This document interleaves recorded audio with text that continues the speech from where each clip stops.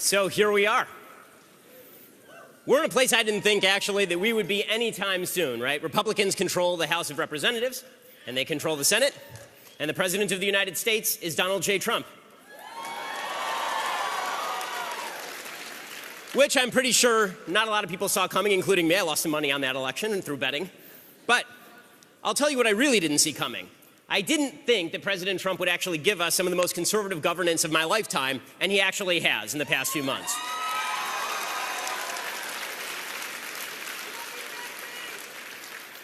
I'm talking about a fantastic new Supreme Court Justice, Neil Gorsuch.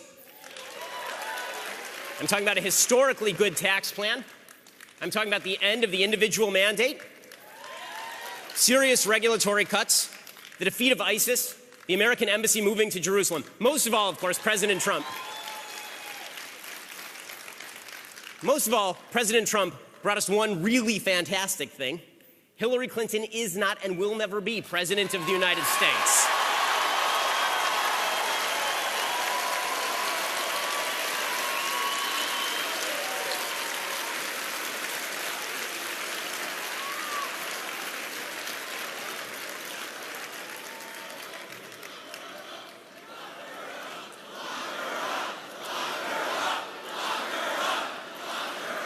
Why bother? She's already in a jail of her own making, somewhere in the woods of upstate New York. There's a reason the leftism is failing, and it's not just because Hillary Clinton was the worst candidate in the history of American politics, though she was. And it's not just because Barack Obama was a terrible president, though he was. It's because something bigger is actually happening. The media don't see it. Hollywood doesn't see it. The universities don't see it. Here is the big secret to conservative success in 2016 and beyond. The era of political correctness is over.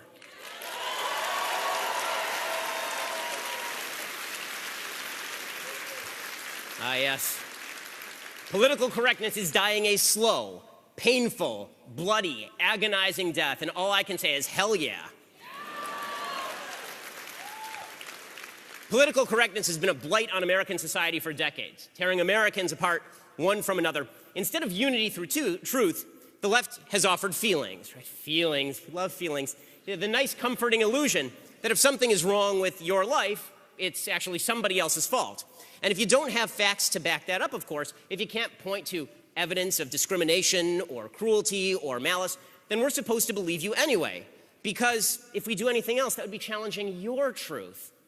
And that's political correctness in a nutshell, right? My truth over the truth.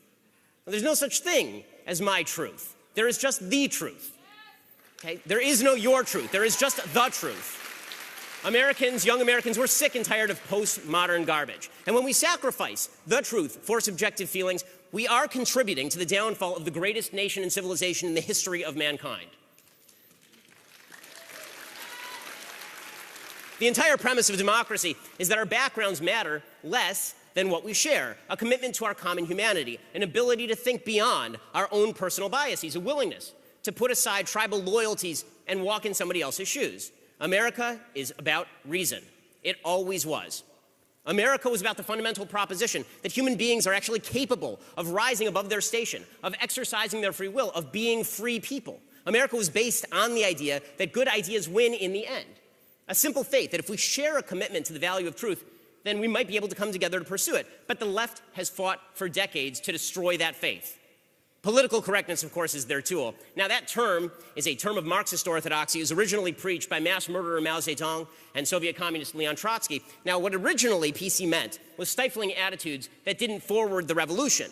In practice, what that meant was censorship, banishment, the gulags, death for people who didn't speak in politically correct ways. Just like a lot of other lefty phrases, by the way. Politically correct, it's like social justice. Social justice means not justice. Politically correct means not correct. When leftists in America picked up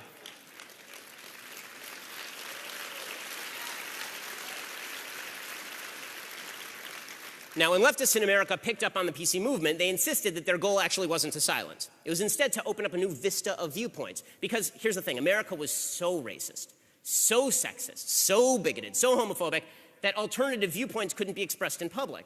So the only way to allow marginalized members of different communities to speak was to shut everybody up who who offended members of those groups. PC was actually supposed to make us free. That was the promise. But instead, of course, the intellectual jackboots showed up. Speaking facts that offended members of supposedly victimized subgroups became taboo. Basic truth went out the window in favor of leftist viewpoints. Victim groups replaced actual victims.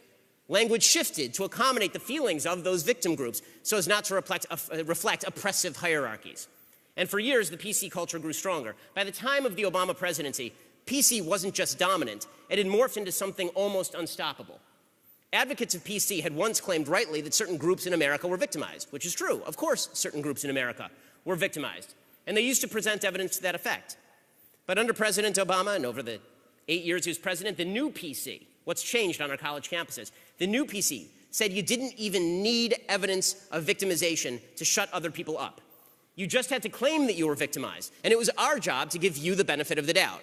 And so a new form of PC was born, one that I'm sure all the college students in the room are familiar with. We're talking about the PC of white privilege, which is nonsense, and microaggressions, which is even worse nonsense, and trigger warnings, which is the worse nonsense than that, and safe space is the worst nonsense of all.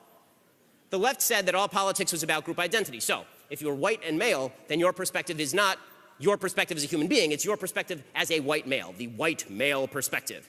And if you're gay and black, then your perspective is not your perspective as an individual human, it's your perspective as a gay black person. Right? Now, according to the left, there's a hierarchy. So the white male perspective is the perspective of privilege, since the founding fathers were white and male. Never mind that the highest average household income in the United States exists among Asians. Right? But according to the left, if you are white and male and straight, you are automatically the beneficiary of privilege. And so you're simply barred from commenting on anything that matters politically, because obviously you have been one of the victimizers. You are the beneficiary of this terrible American system. And if you do comment, and if your comments hurt anybody's feelings, or even if they could have hurt somebody else's feelings, they didn't actually hurt anyone's feelings, but maybe they might have, that's a microaggression. It's not just you offended somebody, it's that you aggressed them. You did something that's violent to them, and they get to respond in kind. You violated that person's sovereignty. These microaggressions, of course, require trigger warnings, warnings that you might offend somebody. And only by abiding by these fascistic rules can we actually create the safe spaces, these pristine bubbles where no one disagrees with you and you get to hug your cuddly teddy bear and feel all warm and fuzzy inside. This PC culture took over the university system. It took over the mainstream media. PC culture meant that universities began to censor speakers, to ban them from campus if they offended members of supposed victim groups. That's why when I was invited by Young America's Foundation to speak at DePaul, the college banned me. They literally called out the sheriff of Cook County and threatened to arrest me if I set foot on campus. It was wild. It was like a 9-foot-tall dude. And I said, if I step right here, are you going to arrest me? And he said, yes. And I said, okay, well, then I'm not going to step right there. They're actually doing the same thing now to my friend Steven Crowder. It's why universities have barred the public from my speeches at UCLA, UC Berkeley, University of Minnesota, and University of Connecticut. It's why Charles Murray was physically assaulted at Middlebury. It's why Brett Weinstein was thrown out of his job for having the temerity to be white and wanting to teach at Evergreen State College. By the way, Brett is like a Bernie Sanders supporter. It's why leftists have tried to shut down mainstream conservative thinkers, Guy Benson at Brown and Katie Pavlich at University of Wisconsin and Heather McDonald at Claremont. Universities drank the Kool-Aid of PC, and they've been dying from it ever since.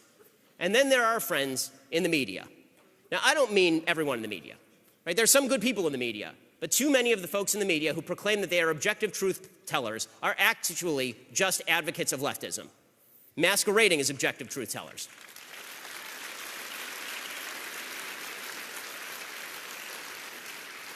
And these are the folks who have bought into PC culture maybe worse than even it is at the university level. These are the people who categorically refuse to use the term illegal immigrant to describe immigrants who cross the border illegally. These are the people who insist that a biological man is actually a woman if he says he is a woman. Hint, he is not. He is a dude.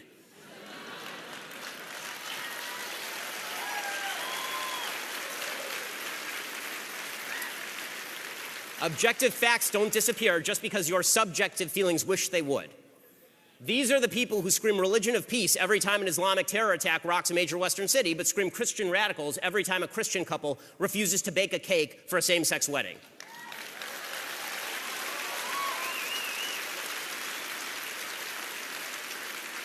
You want to know who the bigots are in America? It's these folks in the mainstream media proclaiming their objectivity while they push their agenda. These are the people who suggest that you don't give a damn about children murdered in mass shootings unless you agree with their gun confiscation schemes. And I have a quick note here. 5 years ago, I was on CNN talking with my good friend Piers Morgan about this. And I accused Piers Morgan of standing on the graves of the children of Sandy Hook in order to promote their political agenda. The media has not learned one thing. They have gotten worse. The media are lying about you. They're lying about me. They're intentionally dividing the country in order to promulgate a gun control agenda. Okay, when the media say, this is a room filled with young conservative people. Now, raise your hand, young conservatives, if you care about the kids who were killed in Parkland. Hey, now, raise your hand if you also wish to preserve Second Amendment rights. Hey, you see, both things can go together, media.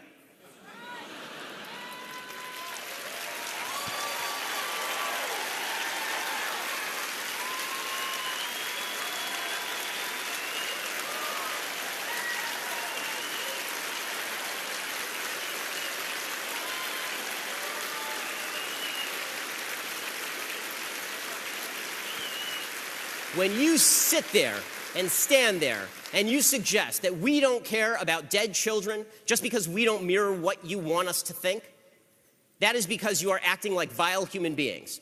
Okay, it is vile, it is disgusting to suggest that we don't care about fellow Americans who died at the hands of an evil maniac. It is you who are standing in the way of real progress. And by the way, note for the media, okay?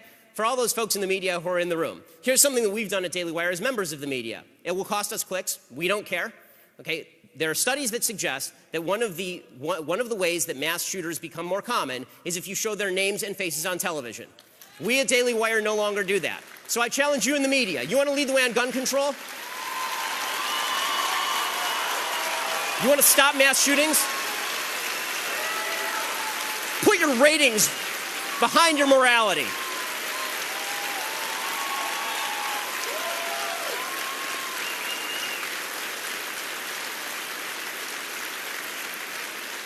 And yet these folks in the media don't understand when President Trump criticizes the media why so many conservatives cheer. They don't understand. They think it's just because Trump is mean to the media and that we're all following Trump. No, we didn't like you guys before.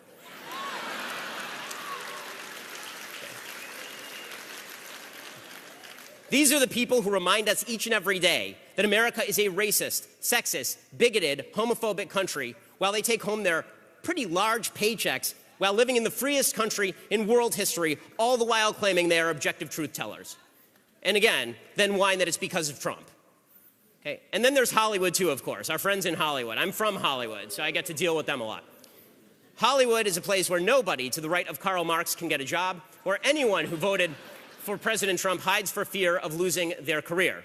Hollywood is a place where it's nearly impossible to make a movie about evil jihadists, but virtually every single action movie features some rich white businessman somehow organizing a terror attack. And we're talking about Hollywood, these purveyors of PC, where suburban families all hide deep, dark, horrible secrets, but where wife-swapping sex partiers actually enjoy deep, abiding relationships. Hollywood, of course, where women are molested every day by powerful men, but where those same powerful men and women lecture the rest of America about our lack of moral decency.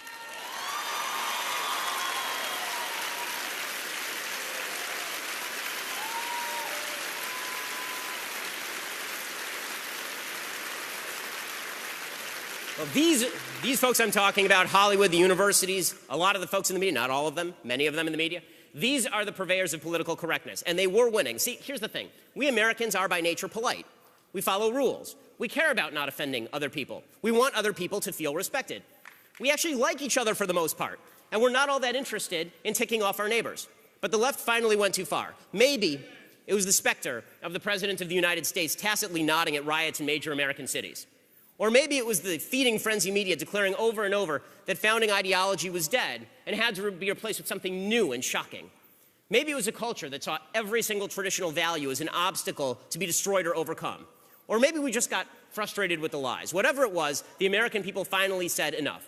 We said enough. We said, no, you don't get to lie about America. And no, I won't lie about America, even if it makes you feel better if I do.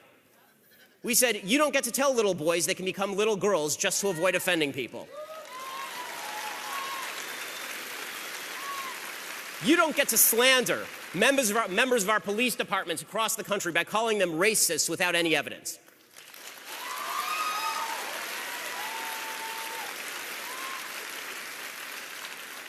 You do not get to claim, against all available evidence, that women are paid less for the same work.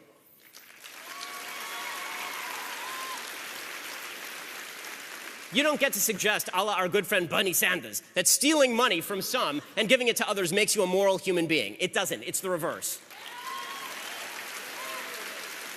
And we said, most of all, you do not get to shut us up. So,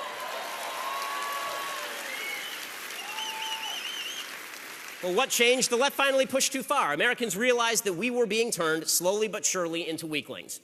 Older Americans realized their kids were being taught to play victim instead of thinking for themselves. They realized that children who think they're victims won't actually take control of their own lives. Right? Everyone in this room is capable of success. It's a free country. Everyone in America is capable of success if they apply themselves and if they follow some basic rules. Right? If they get a job, if they don't have babies before they're married, if they graduate high school. They do those three things, you will not live in permanent poverty in the United States. Younger Americans realized they were sick of being pandered to, that they didn't need to be told how rough they had it. They needed to be told they could accomplish anything in this, the greatest country in the history of the world.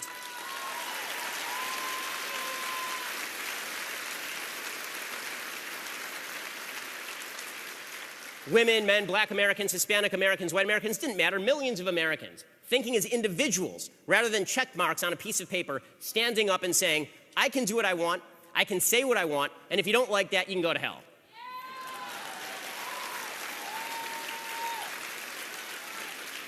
Now, the institutions don't like it. The universities keep trying to quash lectures and place restrictions on conservatives. But conservatives are fighting back in the courts and in the press, and they're winning. The media keep trying to play the same old game. Anyone who refuses their PC diktats is a racist, sexist, bigot, homophobe, of course, and it's not working. The polls aren't reflecting their wishes. Hollywood keeps trying to play that same old game, right? The people in middle America are the problem, and the people on the coast are the cultural vanguard. It's not working. We don't care what they have to say. And I'm from the coasts. And more Americans are alienated from the self-appointed cultural arbiters. Political correctness is dying, but that's not the end of the story. See, here's the thing. The era of PC may be over, but can always come back again. In 1996, Bill Clinton said in his State of the Union address that the era of big government was over. At the time, the national debt was $5.2 trillion. Today, it's $21 trillion. Bad ideas do not die, they just fade away temporarily. The only way to ensure that political correctness continues to lose is if we tell the truth. Not useless abrasiveness, not meanness, not false attacks on institutions. We have to tell the truth.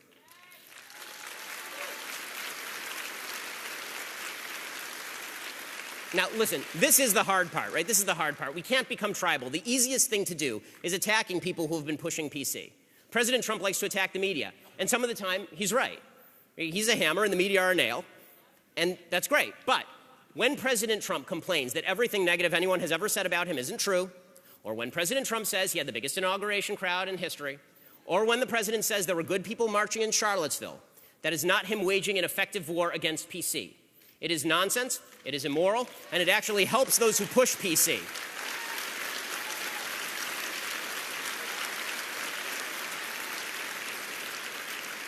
Because when we don't tell the truth, it allows the PC promulgators to pretend that they are the ones who are truth tellers. And they aren't. PC is about lies. We can never let the PC left masquerade as the truth tellers, which means we must always tell the truth. Every time we lie, we let them off the hook. We cannot fight the lies of PC with more lies. We can't fight political correctness by claiming victimhood without evidence.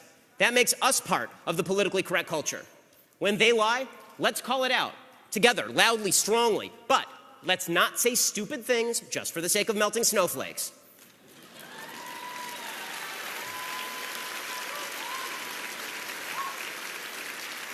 Believe me, you don't need hot takes to melt snowflakes. A little well-placed truth does it every time.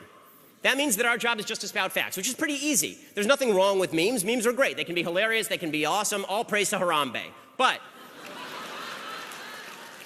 make sure that they are true. There's nothing wrong with poking fun at the left. Just make sure that what you say can be backed up with evidence. If we want to defeat the left, we don't need to offend them. They're offended by nearly everything anyway, up to and including you breathing sometimes. We need to show that they are liars and we are the truth tellers, and that means telling the truth about everything. It means that when our own side fails, we have to call it out.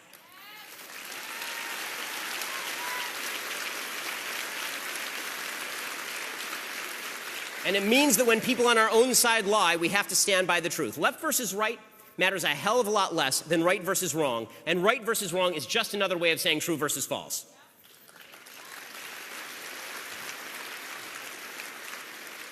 If we want to build bridges, if we want to emerge victorious, if we want to end political correctness and rebuild on the foundations that our forefathers fought and bled and died for, we'll need to stand with decency and with truth. And we can do it.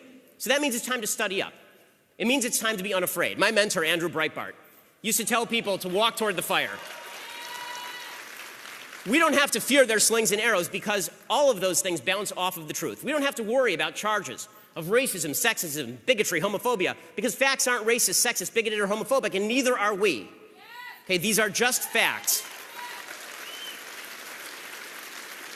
The facts are your shield. Decency is your sword. No more evidence-free victim mentality. No more subjective feelings trumping objective fact. No more silencing perspectives just because they make people feel bad about themselves. It is time today for truth and decency. If we stick with truth and decency, we will win. We'll win because the human soul does yearn for truth and it does respond to decency. We will win because America was built on truth and on decency. And most of all, we'll win because we sure as hell can't afford to lose. Thank you so much.